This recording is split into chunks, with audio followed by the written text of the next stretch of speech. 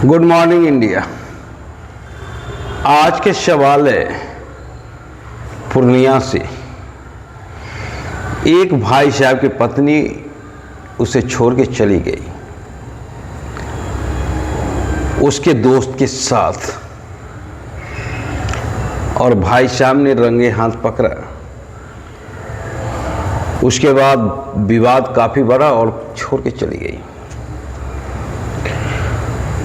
भाई साहब अपने पत्नी से जरूरत से ज्यादा प्रेम करते थे।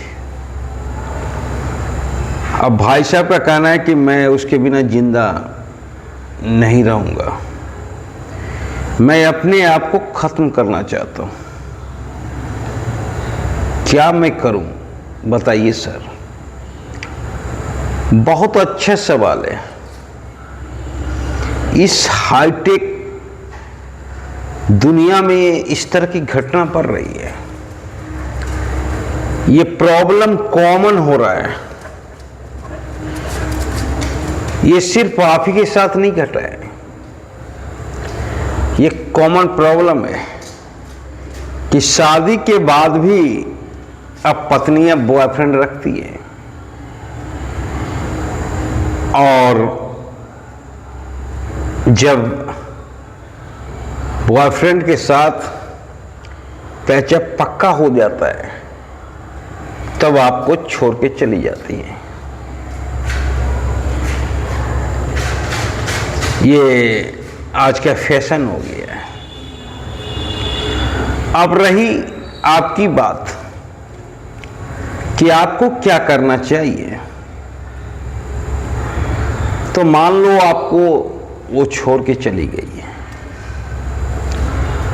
अब किसी भी तरह वो आ भी जाएगी तो कौन ठीक है कि दूसरी बार नहीं छोड़ेगी। इसलिए उसको तो अपने जीवन में एंट्री देना नहीं है। दूसरी बात है, मरने के लिए सोचना नहीं है। मौत तो महबूबा है, वो तो आएगी ही, और जब आएगी तो कोई हॉस्पिटल नहीं बचा सकता है, कोई डॉक्टर नहीं बचा सकता है। और अब पति हो या भिखारी हो, जब पत्ता कट जाता है तब दुनिया का कोई ताकत नहीं बचा सकता है। वो एक ऐसा प्रेमी है जो धोखा देती ही नहीं है। तो उसके लिए क्या सोचना है, वो तो जब आएगी तब आप उसका स्वागत करो। सोचना है जीने के लिए, मरने के लिए तो 2 मिनट का काम है कि कोई टेबलेट लिए अब पी गए, 2 मिनट में काम तमाम। असली काम है जीना और जीकर इतिहास रचना।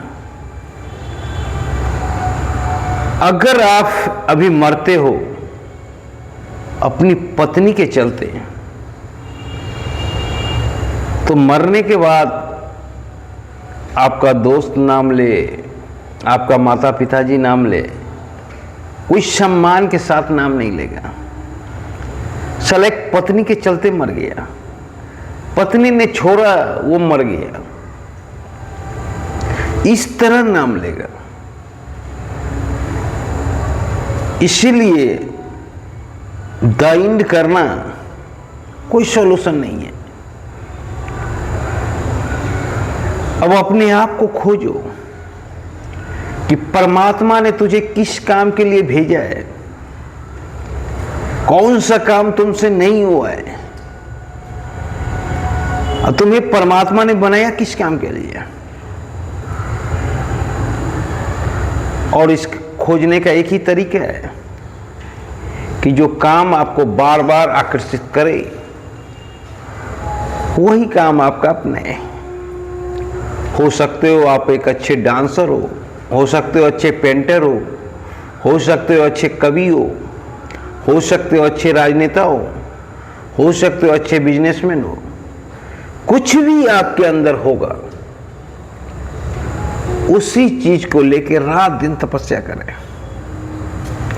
डूब जाए अपने आप को खोजने में।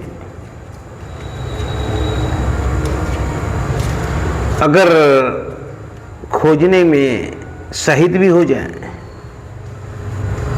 तो परमात्मा आपसे नाराज नहीं होगा।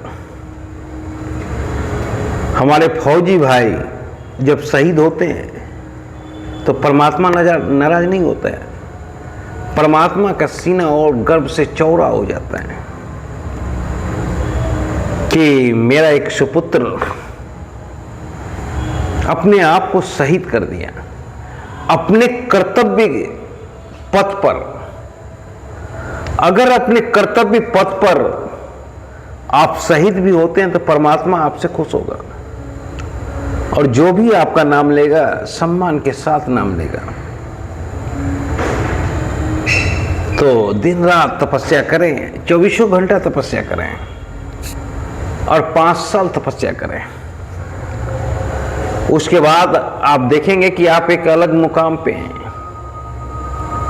जो पत्नी आपको छोड़ी थी,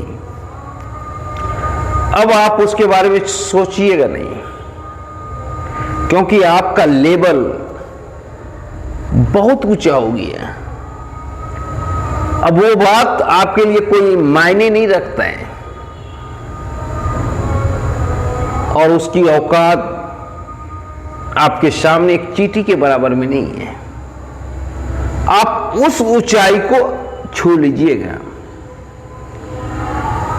मतलब कुछ ऐसा करें कि बच्चा किसी और का हो और नाम आप ही का ले।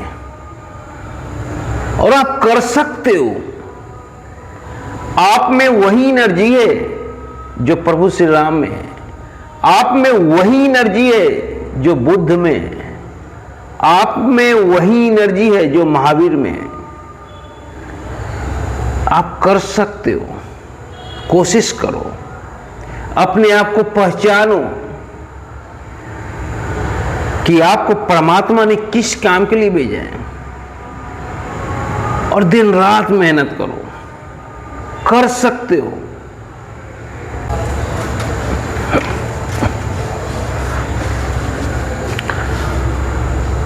आप में वही एनर्जी है जो प्रभु श्री राम में,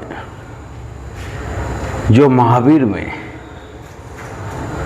जो विवेकानंद में, जो रामकृष्ण परमहंस में।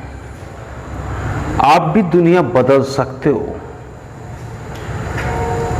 आप वो सब कर सकते हो जो प्रभु श्री राम ने किया। आप कोशिश तो करो। आप परमात्मा के दूत हो। आप परमात्मा के अंश हो। आप एक बार कोशिश करो।